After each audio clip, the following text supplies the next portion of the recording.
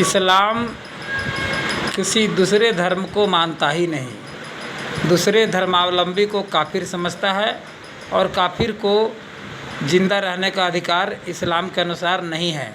इस्लाम के अनुसार काफिर को ज़िंदा रहने का अधिकार नहीं है। तो आज़ादी से पहले से ही इस्लामिक आतंकवाद का कहर भारत में बरप रहा था और जब देश का विभाजन हुआ उस समय भी इस्लाम का आतंकवाद बहुत भयावह रूप में देखने को मिला। लाखों हिंदुओं के सर काटे गए, माताओं और बहनों के स्तन काटे गए, पाकिस्तान बन गया, हिंदुस्तान और पाकिस्तान अलग अलग हो गया, लेकिन पूरी तरह से मुसलमान वहाँ नहीं गए। अब वो उनको यहाँ पर अगर रह भी गए तो अमन चैन से रहना चाहिए, लेकिन अमन चैन से वो नहीं रहते। उनको अमन चैन पसंद नहीं है। वो हर समय खुराफात ही उनके दिमाग में होता है। उनके कुरान में लिखा गया है कि काफिरों का कत्ल करो और उनकी बहन बेटियां जो है माल है, लूट का माल है, उसका उपभोग करो। यही इस्लाम सिखलाता है, यानी कुरान ही सारे फसाद की जड़ है। तो हमारे देश में लव जिहाद, विदेशी घुसपैठ यानी इस्लामिक घुसपैठ, धर्मांतरण बड़े पैमाने पर चल रहा था। जगह जगह बम विस्फोट, आतंकवाद, पत्थरबाजी, और वो केवल आतंकवादी बाहर से आते थे ऐसा नहीं है। हमारे देश में भी आतंकवादी रहते थे, उनका नेटवर्क था। जब से जो मोदी सरकार आई तब से वो अपने बिलों में छुप गए।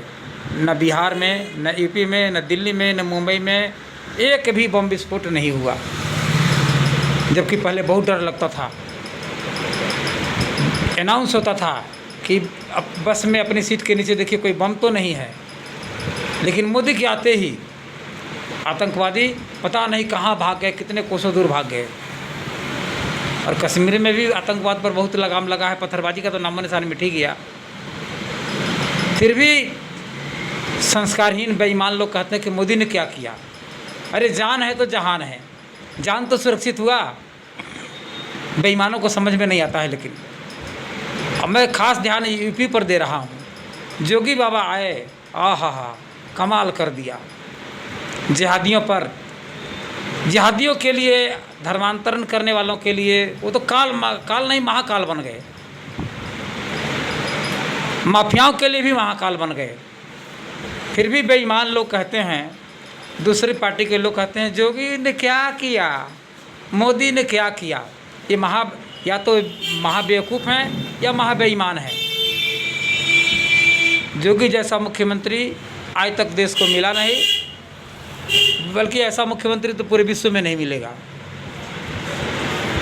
तो जो भी अमन चैन के प्रेमी हैं, मानवता के पुजारी हैं, उन्हें योगी बाबा के लिए कुछ न कुछ करते रहना चाहिए। अरे फेसबुक पर पोस्ट ही डाल दो, कोई पोस्ट डाल रहा है तो उस पर कमेंट कर दो, शेयर कर दो, लाइक कर दो। ये मत सोचो कि वो आगे बढ़ जाएगा। तुम्हारा क्या जाएगा? तुम शेयर कर दोगे तुम्हारा क्या घट जाएगा? लाइक कर दोगे तुम्हारा क्या घट जाएगा? हौसला बढ़ाओ। ये धर्म है। मिट्टी की मूर्त और पत्थर की मूर्त के ऊपर फूल फेंक के आ जाना यही धर्म नहीं है।